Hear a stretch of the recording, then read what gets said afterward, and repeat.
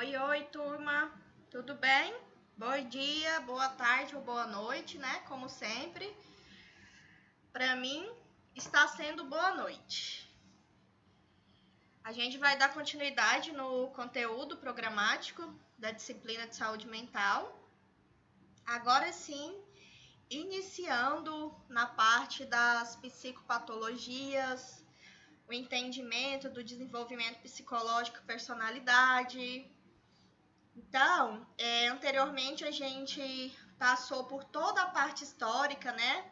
A gente entendeu sobre a história da loucura, falamos sobre o conceito de saúde mental e doença mental, identificamos o processo e a implantação da reforma psiquiátrica, entendemos e conhecemos a política de saúde mental vigente no SUS, conhecemos os CAPs, né? As subdivisões, os NAPs.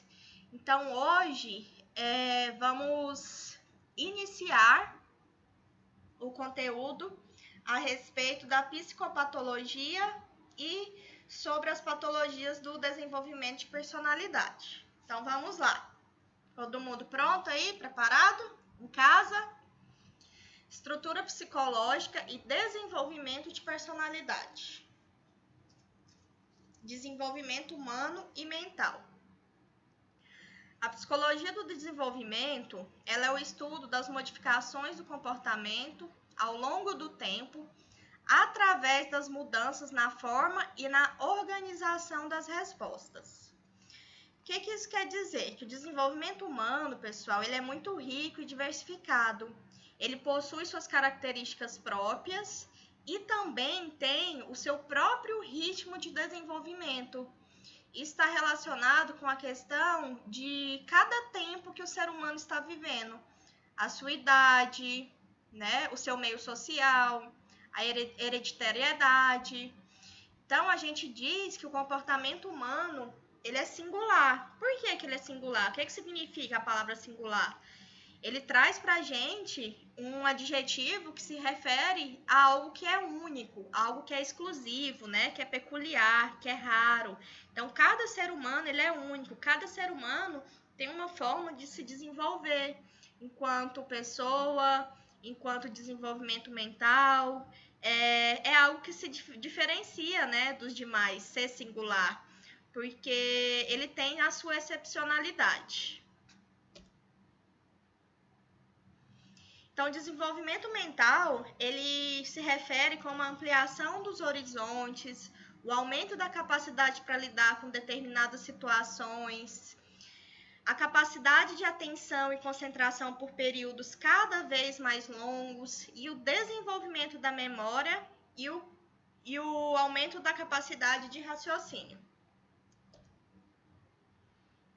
Vamos estudar sobre o período do desenvolvimento mental em cada período do nosso desenvolvimento, do nosso crescimento, da nossa idade.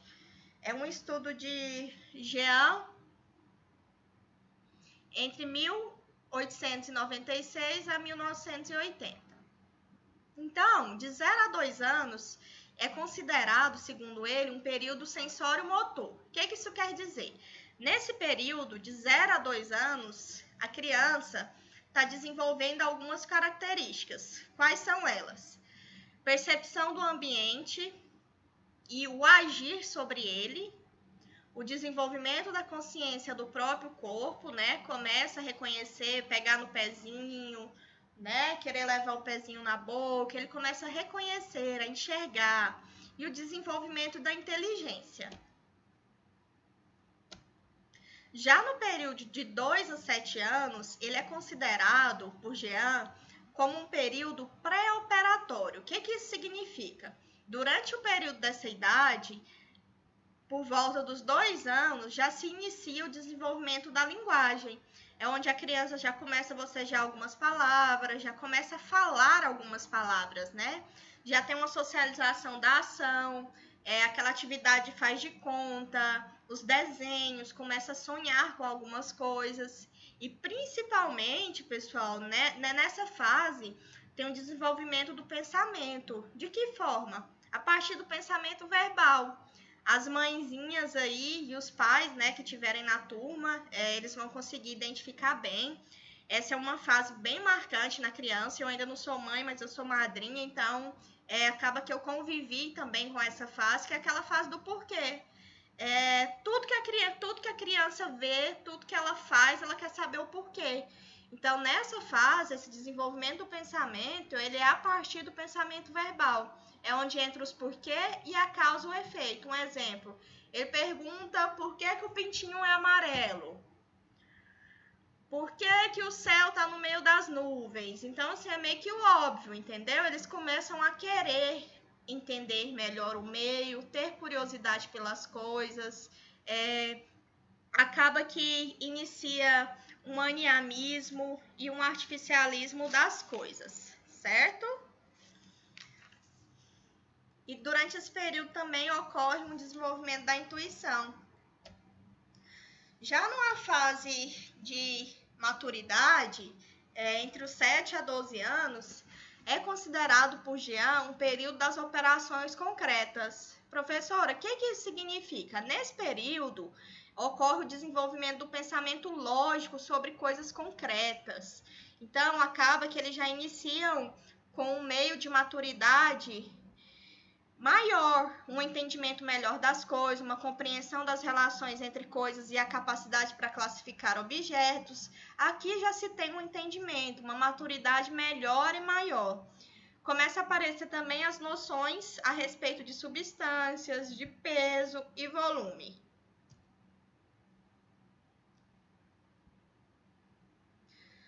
Com 12 anos, é classificado como operações formais. Aqui a criança já conhece, né, entende conceitos abstratos, já tem um pensamento concreto em relação aos objetos, as coisas, né, do dia a dia, os acontecimentos da vida real, do dia a dia. E a juventude, ela é classificada como um projeto de vida. Nessa fase, a personalidade já começa a se formar. Ele traz pra gente que é entre 8 a 12 anos, já é a juventude. Na idade adulta, não surge nenhuma nova estrutura mental. Essa estrutura ela já é formada nessa fase da juventude. O indivíduo caminha, então, para um aumento gradual do desenvolvimento cognitivo. Então, quanto mais velho eu vou ficando, mais desenvolvido vai ficando a minha cognição. É assim que acontece. Os fatores que influenciam o desenvolvimento humano, eles são quais? O meio, o crescimento orgânico, a hereditariedade, a maturação neurofisiológica, o aspecto físico-motor, o intelectual, o afetivo-emocional e o social. Então, vamos lá comentar bem rapidinho sobre cada um deles. A hereditariedade, ela é um fenômeno, né, que representa a condição de semelhança existente entre ascendentes e descendentes, né, pessoal? Ela se expressa a partir do conjunto de todas as características contidas na célula daquela pessoa. Então, dentro da hereditariedade, eu tenho uma carga genética que estabelece o potencial daquele indivíduo. A inteligência, que é igual às condições do meio em que ele vive. Então, o desenvolvimento, ele fala muito sobre a hereditariedade. O crescimento orgânico refere-se aos aspectos físicos. A maturação neurofisiológica é o que torna possível determinado padrão de comportamento existente.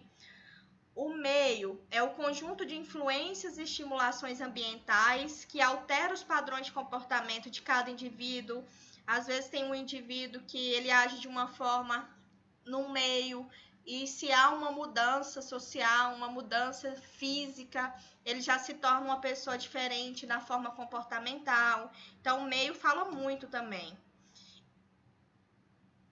E os aspectos estão relacionados na questão físico-motor, no lado intelectual, no afetivo emocional e no social. Então, vamos lá comentar cada um deles bem rapidinho. O físico-motor refere-se ao crescimento orgânico, à maturação neurofisiológica. Isso quer dizer o quê? o desenvolvimento, né, cerebral daquele indivíduo, daquela criança. Então, toda vez que falar de aspecto físico-motor, refere-se ao crescimento orgânico, crescimento do nosso organismo, enquanto sistema, enquanto órgãos. O aspecto intelectual é a capacidade que aquele indivíduo tem de raciocinar, de pensar. E já o afetivo emocional é o modo que o indivíduo interage de acordo com as suas experiências, principalmente relacionado à sexualidade, os seus relacionamentos. E o aspecto social é a maneira como o indivíduo reage diante das situações que envolvem outras pessoas, né? Que envolve um ambiente socializado, englobamento de pessoas, relacionamento, como lidar com esse contato. E eu não poderia falar, né, de desenvolvimento humano e mental sem falar dos processos cognitivos. O que significa cognição para vocês? Fala aí para mim. A cognição, pessoal, ela tem origem nos escritos de Platão e Aristóteles. O que eles trazem para a gente? Que a cognição é um ato, um processo de conhecer, que envolve a atenção, envolve a memória, envolve o raciocínio, a percepção, o juízo, a linguagem, a imaginação, o pensamento e, claro, o significado.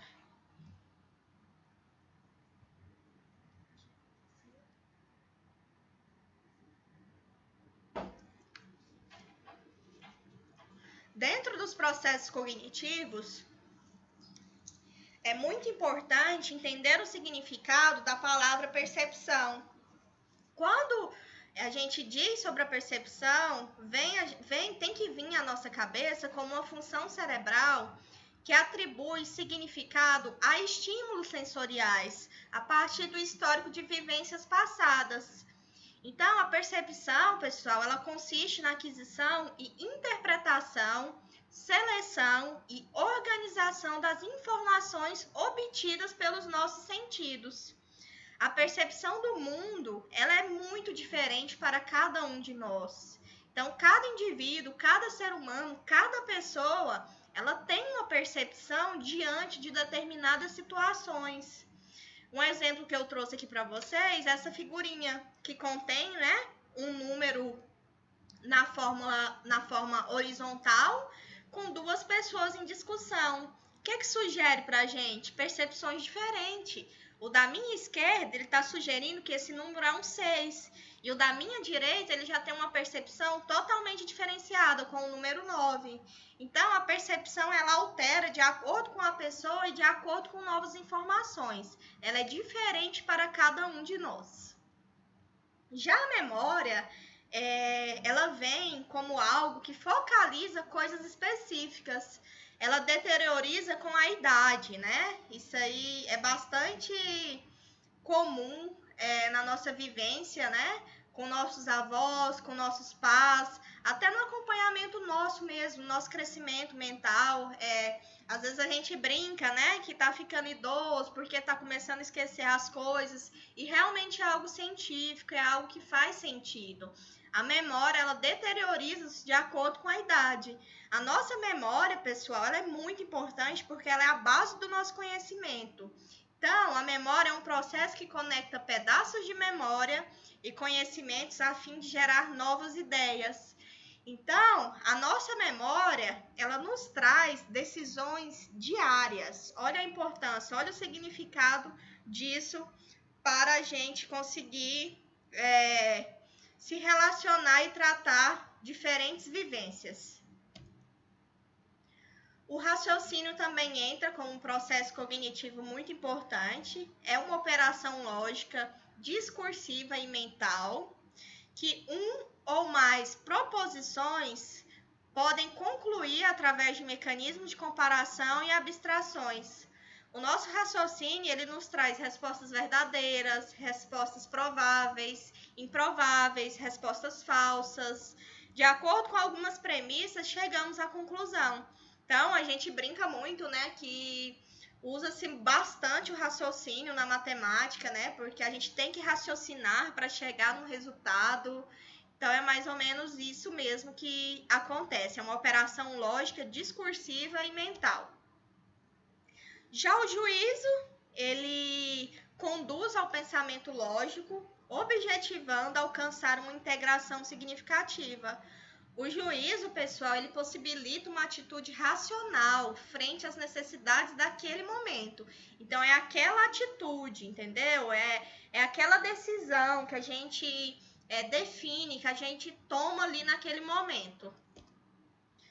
Já a imaginação é a capacidade mental que nos permite a representação de objetos segundo aquelas qualidades dos mesmos, que são dadas à mente através dos sentidos.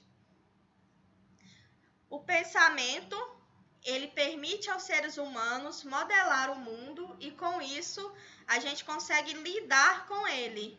É uma forma efetiva e de acordo com suas metas, planos e desejos. É algo mais palpável, né, que a gente fala. A gente pensa e a gente consegue palpar aquilo que a gente pensou. E a diferença de linguagem e língua como um processo cognitivo é a seguinte: a linguagem, ela diz respeito à capacidade de exercitar a comunicação. Então, eu estou aqui, numa linguagem, eu estou exercitando a minha comunicação com vocês. E já a língua, ela refere-se a um conjunto de palavras e expressões usadas por um povo, por uma nação, munido de regras próprias. Então, a língua, pessoal, é a gramática de determinada região, de determinado país. Aqui no Brasil, qual que é a nossa língua? Portuguesa. Lá na Europa, qual que é a língua? É o inglês. No Canadá, o inglês, o francês e por aí vai, essa distinção de línguas. O desenvolvimento emocional, ele vem com o desenvolvimento do psiquismo humano e tem início, pessoal, ainda na vida intrauterina, lá no ambiente dentro da barriguinha da mãe. Esse desenvolvimento emocional saudável, ele necessita de um ambiente acolhedor. É aquela velha história, né? Para aquelas pessoas que passam por um período de gravidez um pouco traumático, que não é uma gravidez calma, não é uma gravidez tranquila, livre de estresse, acaba que isso contribui muito para o desenvolvimento emocional e saudável daquela criança que está ali naquele ambiente intrauterino. Então, pessoal, quando a gente fala que as gestantes precisam manter o seu período da gestação sem estresse, com bastante tranquilidade, é justamente para que possa contribuir no desenvolvimento emocional daquela criança que está por vir, certo? Então, esse desenvolvimento tem relação que a criança vai estabelecendo com os adultos em seu ambiente, vão se desenvolvendo os padrões efetivos. Isso aqui fala muito também, né, puxando aqui para a nossa realidade, a respeito da criação. Então, o exemplo, né? Se eu tenho um mau exemplo dentro de casa, aquela criança ela vai ser desenvolvida dentro daquele padrão efetivo, não tem como. Então, agora que a gente já conheceu, né, algumas características, alguns processos cognitivos, vamos dar início sobre a definição de personalidade e alguns transtornos existentes. A definição de personalidade, pessoal, ela é algo bastante polêmico. Por quê? Ela pode ser definida de forma a englobar praticamente todos os aspectos da vida e experiência humana. Existe uma variedade de definições que se justificam, sendo elas pelas funções, para que é que se está a definir o construto da personalidade, pela variedade de perspectivas diante de um determinado problema, pelos níveis de explicação que tem em vista, pela ênfase colocada que no estudo do desenvolvimento, quer no estudo da estrutura. Existem também alguns pontos em comuns nos conceitos de personalidade, sendo eles a personalidade, pessoal, ela é a unicidade do indivíduo, aquilo que o distingue de todos os outros. Então, acaba que a personalidade ela também é algo singular, ela é único, cada pessoa desenvolve a sua personalidade. É um conjunto de características estáveis e duradouras ao longo do tempo e das situações, ao estilo característico de ligação e interação entre o sujeito e o ambiente físico e social. A teoria da personalidade, elas são várias. Eu trouxe um quadro aqui para vocês, mas nada que vocês tenham que endoidar para decorar, é só para conhecimento. Passa o olho no nome dos teoristas e a classificação, mas nada que eu vá cobrar em prova e nada que vocês vá usar lá na vida de vocês profissional, tá bom? Já já a gente chega lá. Então, a personalidade ela é uma variação individual que cada pessoa possui e diferencia de qualquer outra pessoa. Ela determina o seu modelo de comportamento, inclui as interações do estado de ânimo do indivíduo, as suas atitudes, os seus métodos e motivos, e de maneira, pessoal, que cada pessoa responde de forma distinta e diferente perante as mesmas situações. Às vezes eu, Nara, professora, perante a um problema, eu vou lidar de uma forma.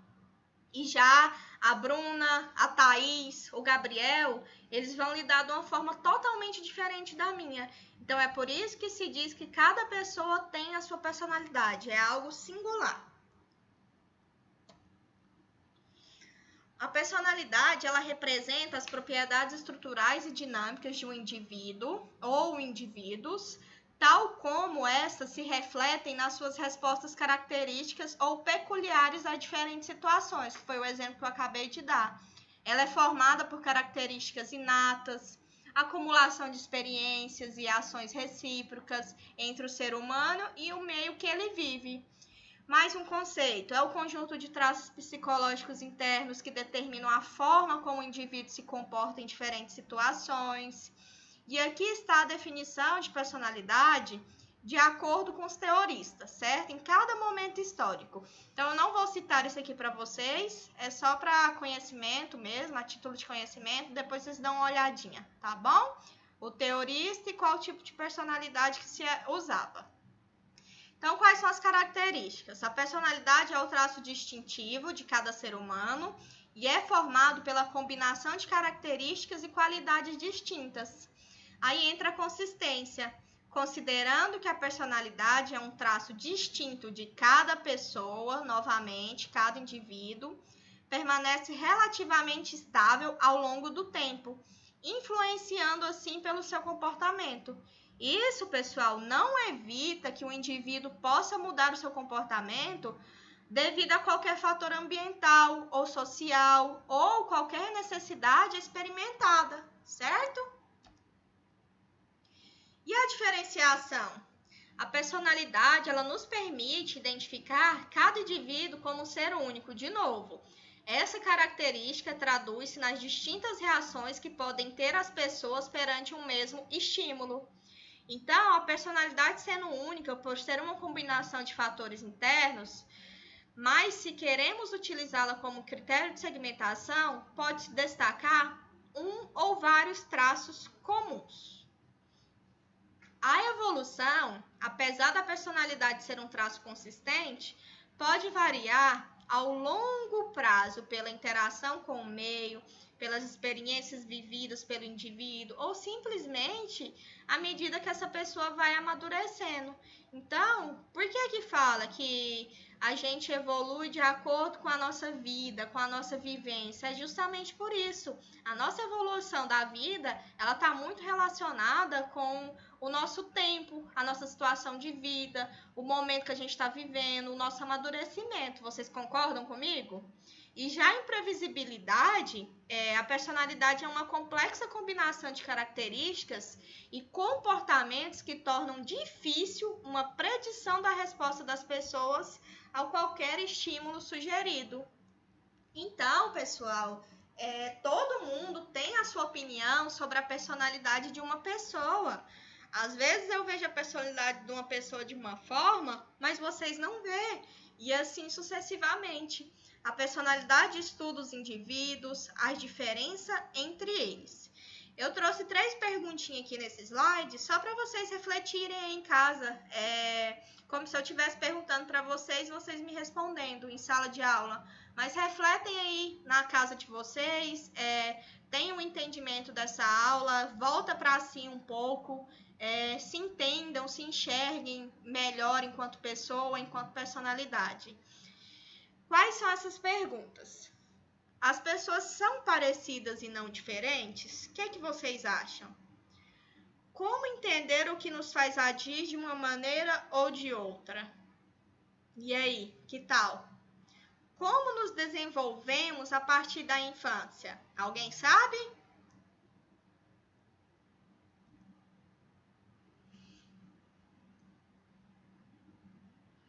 Como pode ser descrita a personalidade? Como comparação ou estudo de um único indivíduo, certo? Como entender a dinâmica da personalidade? Adaptação das pessoas a diversas situações da vida. O que pode dizer sobre o desenvolvimento de sua personalidade? O que influencia? Influência de fatores biológicos ou psicossociais? Então, agora a gente vai dar início à questão dos distúrbios de personalidade, tá? As psicopatias, é bem interessante, alguns conceitos. A partir de agora, eu tenho certeza que com o conceito, com o entendimento de vocês vão passar a observar mais as pessoas em volta de vocês, determinadas pessoas, a sua forma de agir, a sua forma de pensar, para já começar a relacionar alguns sentidos, alguns conceitos que a gente vai discutir aqui na aula de hoje. Então, as personalidades psicopáticas, as pessoas geralmente agem com essas 10 características. Então, tem aquelas pessoas que são hipertímicos. Vocês sabem o significado de hipertímico? Não? Então tá. Hipertímico é aquela pessoa, aquele ser humano que se encontra sempre de bom humor. É sempre muito confiante, adora o novo, inquieto.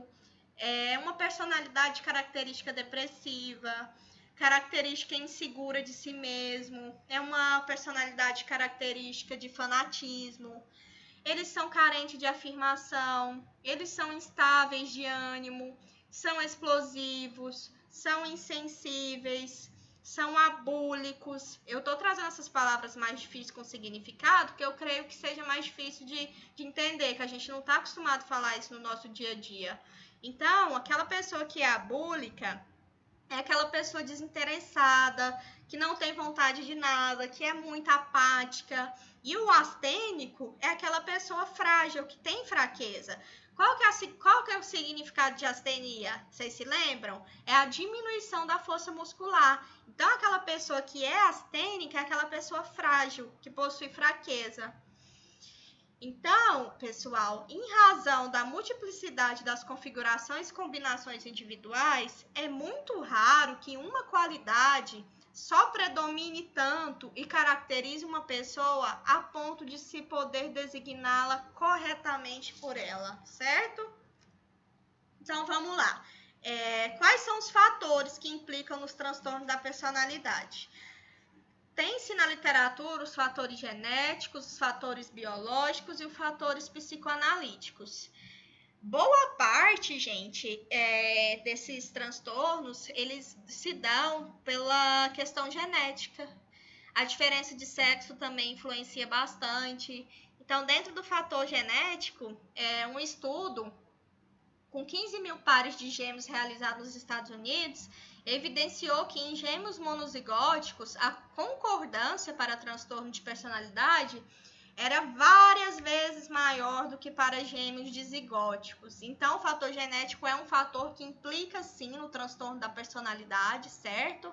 Então, isso nos faz pensar, né, quando a gente for receber um doente mental com algum tipo de transtorno de personalidade, então é importante que a gente busque na história a questão familiar, se tem algum histórico, né, de transtorno de personalidade, porque isso vai fazer uma diferença grande nesse tratamento desse paciente. Existem também os fatores biológicos, que eles são classificados em questões hormonais, em questões de neurotransmissores, em questão de eletrofisiologia. Aqui eu vou discutir com vocês só a questão dos neurotransmissores, né? Porque identificou que esse fator biológico, ele foi observado pelos níveis baixos da serotonina, pessoal. Vocês se recordam o que é a serotonina? Qual que é a importância dela no nosso organismo? A serotonina, se vocês se recordam, é aquele neurotransmissor lá do sistema nervoso central, né? É um hormônio muito importante que atua regulando o nosso humor, o nosso sono, o nosso apetite, a nossa temperatura corporal. Então, quando esses níveis se encontram baixos no nosso organismo, causa um cansaço, causa uma depressão, causa um mau humor, né? Então, sempre que as pessoas têm uma mudança característica no humor, é importante que seja dosado os níveis de serotonina. E os fatores psicoanalíticos, né, que entra o mecanismo de defesa, que inclui a dissociação, o isolamento, a agressão passiva e a atuação. Essa é a etiologia. Os transtornos de personalidade, eles são considerados como os padrão persistente de experiência íntima e comportamento que se desviam acentuadamente das expectativas do ambiente cultural do indivíduo, sendo permanentes e inflexíveis, iniciados na adolescência ou no começo da vida adulta, estáveis no tempo e conduzindo ao mal-estar ou alteração de conduta. Para o diagnóstico de cada um dos tipos de transtorno de personalidade, são propostos critérios operacionais. Hoje, são classificados, pessoal, como 10 tipos de transtornos. Eles são agrupados em 3 categorias. Eu vou estar discutindo aqui com vocês alguns transtornos, os mais importantes, né? A gente não está aqui para poder aprender todos, até porque a nossa base é muito pequena em relação ao doente mental, mas vocês têm que saber, têm que conhecer os principais, certo? Então, vamos lá. As características dos transtornos da personalidade são surgimento precoce e tendência a permanecer estáveis ao longo da vida, manifestam comportamentos e reações afetivas desarmônicas envolvendo vários aspectos da vida do indivíduo, estabilidade e longa duração do padrão anormal de comportamento de respostas afetivas e volitivas, não limitando ao episódio de uma doença mental. O padrão anormal inclui muitos aspectos do psiquismo e da vida social do indivíduo. Padrão comportamental mal adaptativo são condições não relacionadas diretamente à lesão cerebral evidente ou ao outro transtorno psiquiátrico, levam a algum grau de sofrimento, seja ele a solidão, seja ele o fracasso pessoal, a angústia, a amargura e a dificuldade dos relacionamentos. E geralmente, pessoal, contribuem para um mau desempenho ocupacional e lógico social. Então vamos começar aqui, citar alguns. Transtorno de personalidade paranoide. Esse transtorno de personalidade paranoide, esse F60 é o CID, tá, gente? Geralmente, esse indivíduo é uma pessoa fria, é uma pessoa rígida, tem uma rigidez comportamental, ele é super vingativo, pessoal, é uma característica muito influente, é aquela pessoa que alimenta suspeitas injustificadas, tem um ciúme exagerado das pessoas, tem uma tendência também a culpar os outros pelos seus erros e pelos seus atos, tem uma desconfiança exagerada. Então, o transtorno de personalidade paranoide, como diz aqui no slide, sensibilidade excessiva a contratempos e rejeições, tendência a guardar rancores, é uma pessoa rancorosa, desconfiança e uma tendência invasiva a distorcer experiências por interpretar erroneamente as ações, suspeitas recorrentes e injustificadas, tendência a experimentar autovalorização excessiva numa atitude persistente de autorreferência, tem uma preocupação excessiva com explicações conspiratórias e não substanciadas. Esse tipo de transtorno, a prevalência dele, ela é bem baixinha, de 0,5 a 2,5 da população em geral, e é mais comum nos homens do que nas mulheres. Então, esse é o transtorno paranoide. Já o transtorno de personalidade esquizoide é aquele indivíduo, aquele ser humano que ele sofre por uma timidez excessiva. Ele é bastante rancoroso também, tem uma tendência ao distanciamento social, tem uma tendência ao isolamento de pessoas, realiza poucas atividades com prazer, tem uma frieza emocional, um embotamento afetivo, preocupação excessiva com fantasia e introspecção, falta de amigos íntimos ou confidente, ele se afasta das pessoas e tem uma insensibilidade marcante para com normas e convenções sociais. Já a prevalência do esquizoide era um pouquinho maior, tá? Do que a paranoide. Estima-se que 7,5% da população sofre com esse tipo de transtorno. Então, os estudos revelam também que a relação é de 2,1 para homens em relação às mulheres. Então, é mais comum nos homens. Os transtornos de personalidade antissocial são os famosos sociopatias. Então, o transtorno de personalidade antissocial, sociopata, ele é uma pessoa que tem indiferença pelos sentimentos alheios, tem uma baixa tolerância às frustrações e baixo limiar para a descarga de agressão, incluindo a violência. Ele tem uma incapacidade para manter relacionamentos, embora não haja dificuldades para estabelecê-los. Ele faz amizade, só que não mantém. Ele possui uma incapacidade para experimentar culpa e de aprender com a experiência, tem uma propensão marcante para culpar o outro, não assumir sua responsabilidade. A prevalência desse transtorno sociopato, ele é de 3% para o sexo masculino e de 1% para o feminino. Ele é muito comum na população carcerária, é maior do que 75%, gente. Essa pessoa que está ali no ambiente carcerário, ele realmente se isola, né? Está enquadrado. Já o transtorno de personalidade emocional instável tem uma tendência marcante a agir de forma impulsiva, sem consideração das consequências, junto com a estabilidade afetiva. Esse tipo de transtorno, ele inclui 2 subtipos, que é o impulsível e o borderline, que ele é limítrofe. Esse borderline, eu não sei se alguém aqui da sala já ouviu falar sobre ele, é um tipo de transtorno mais comum. O impulsivo, as características predominantes dele são instabilidade emocional e a falta de controle pelo impulso que ele exerce. E já o tipo borderline, ele é uma instabilidade emocional intensa, pessoal. É aquele sentimento crônico de vazio. Você está levando a sua vida ali, você tem um emprego, você tem uma família, você tem uma estabilidade financeira boa, só que sempre você está com aquele sentimento de algo vazio, tá? Algo vazio ali no seu coração, na sua mente. É aquela instabilidade de se relacionar, oscilando entre paixão e amizade, para com ódio e rancor, aquele esforço para evitar o abandono, as dificuldades sérias em relação à autoimagem, os objetivos e preferências, os atos repetitivos de autolesão, envolvendo a atuação perigosa. E muito importante, impactante aqui, uma característica forte dentro desse transtorno, é os atos suicidas de forma repetitiva, tá, pessoal? Então, a gente tem que ter um pouquinho de atenção, tem que entender um pouco mais desse tipo de transtorno, porque ele é muito comum. Então, estima-se que 1 a 2% da população é em mulheres que isso ocorre, não em homens.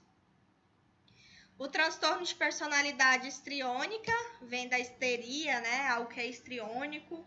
Ele é caracterizado pela dramatização, pela expressão exagerada de emoções, pela afetividade superficial e lábil, pela busca contínua de atenção e apreciação pelos outros, querendo ser sempre o centro das atenções, pessoal.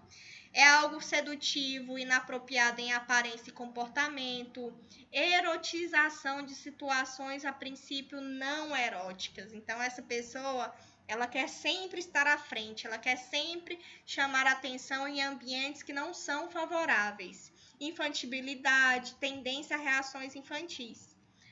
A prevalência na população desse transtorno é de 2 a 3%, e ele também é diagnosticado com mais frequência em mulheres do que em homens.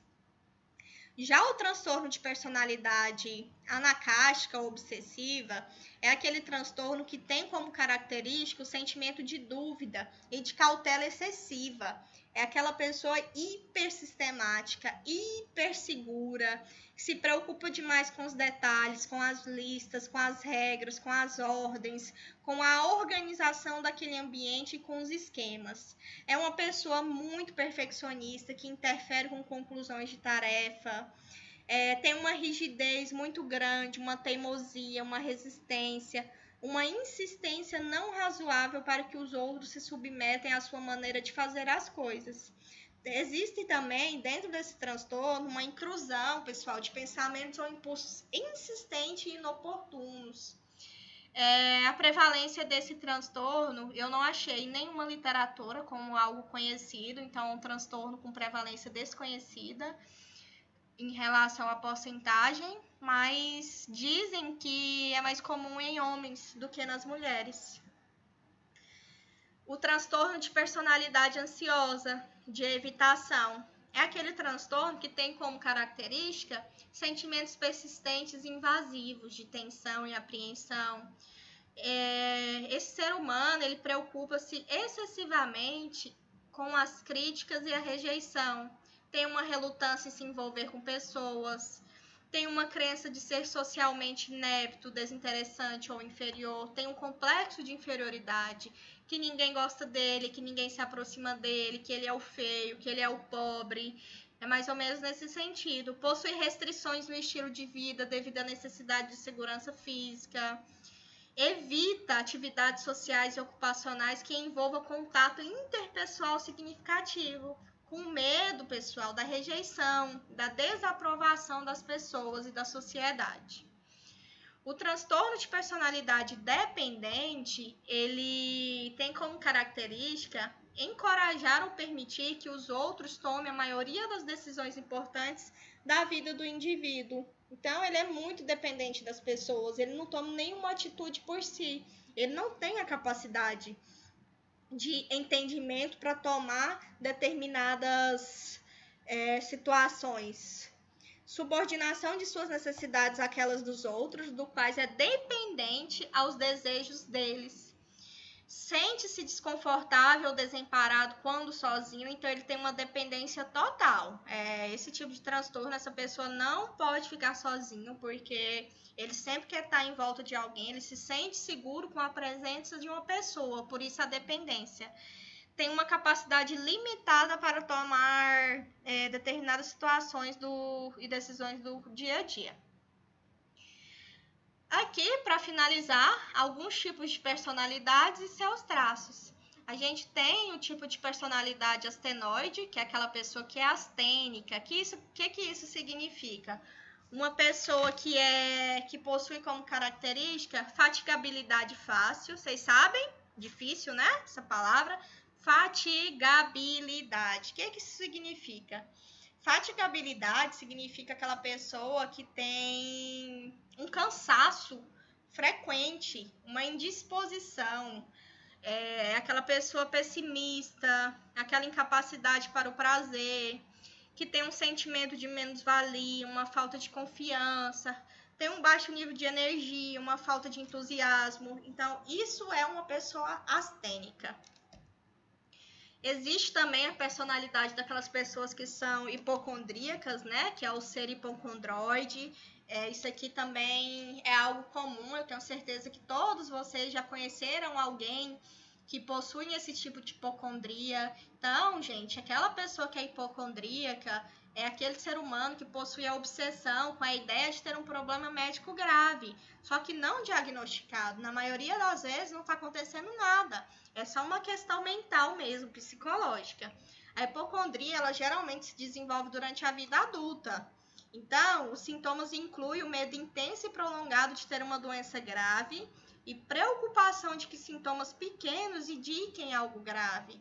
A pessoa pode consultar ou mudar de médico com frequência, porque ela se sente insegura. Na mente dela, no seu interior, ela tem certeza que algo grave está acontecendo naquele momento. Só que isso é um tipo de transtorno psicológico, é um tipo de personalidade, tá bom?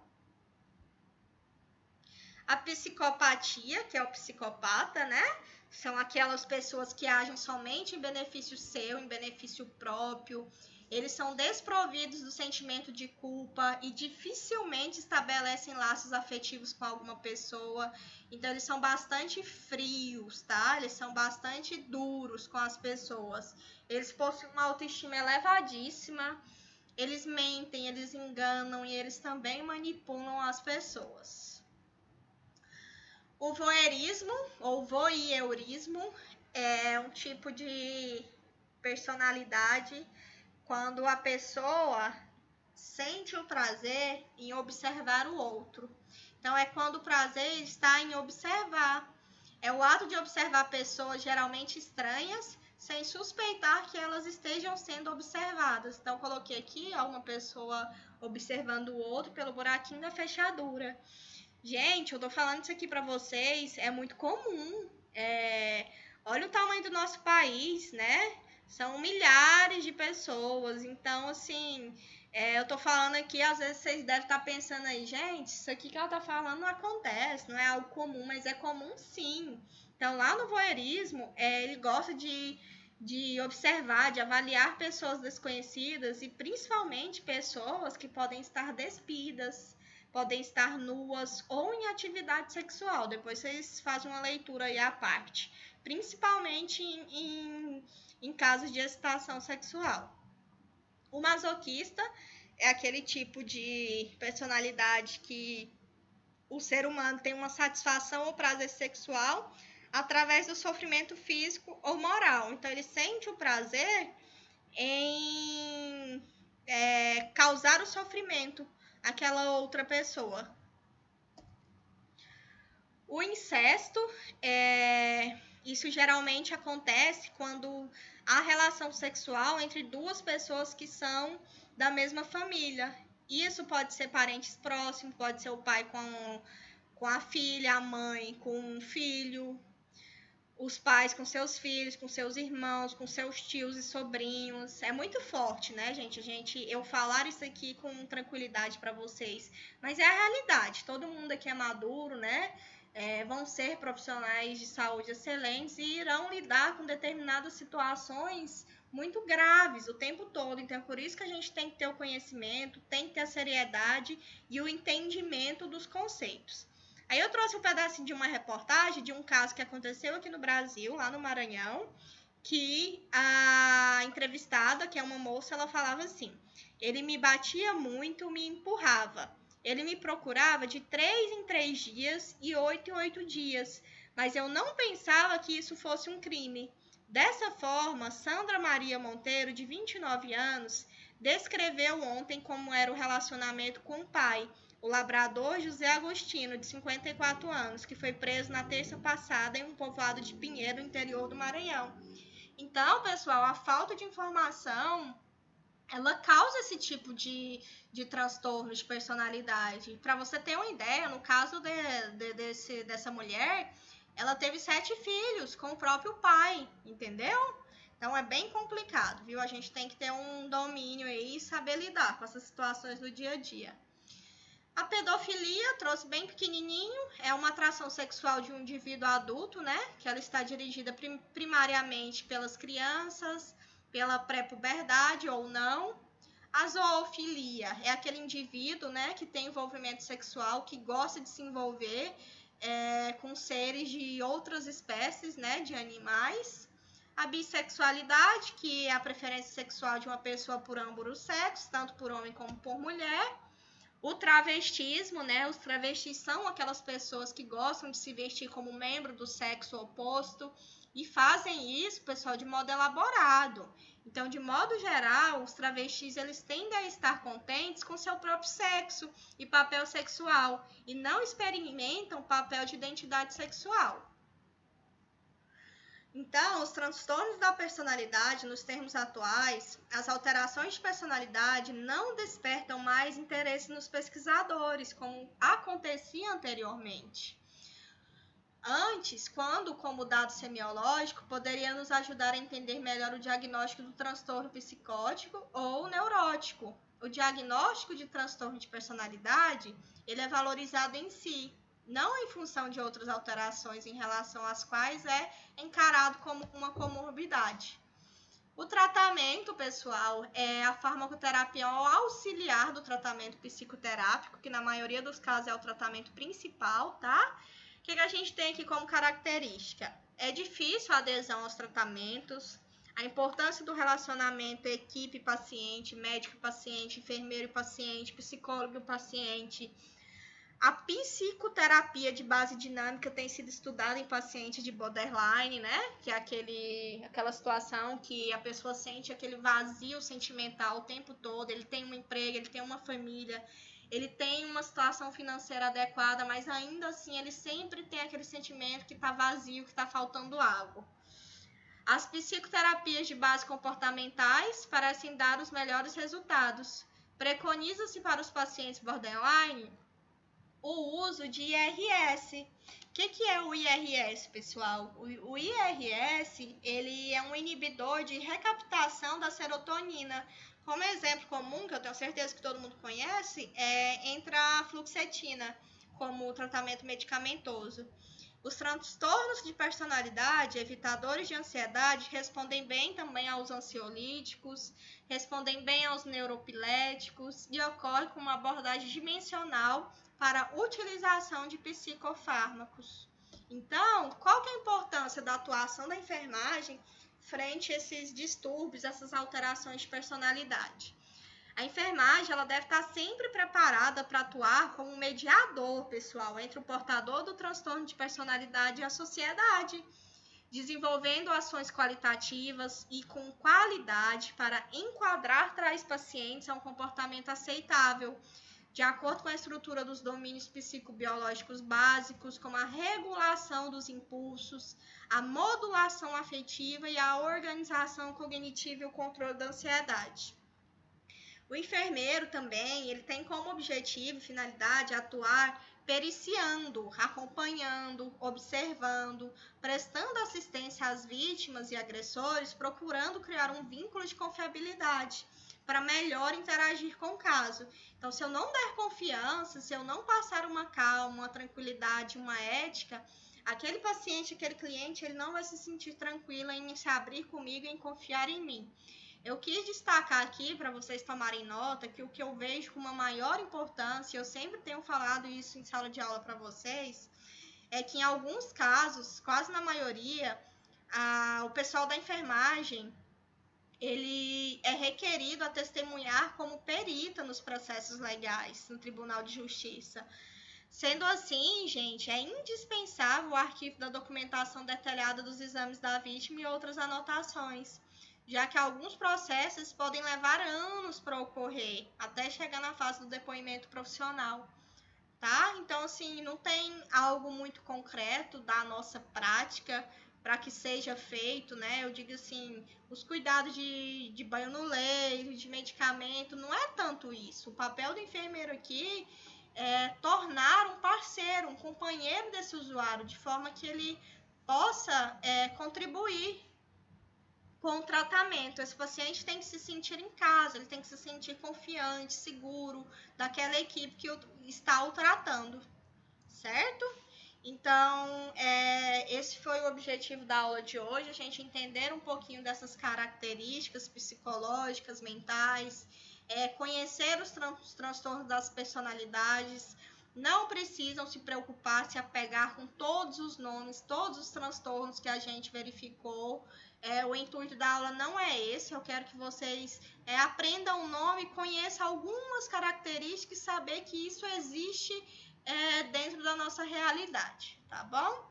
Qualquer dúvida, estou à disposição. Estudem e fiquem em casa. Não se esqueçam, protejam, cuidem de vocês e da sua família. Obrigada!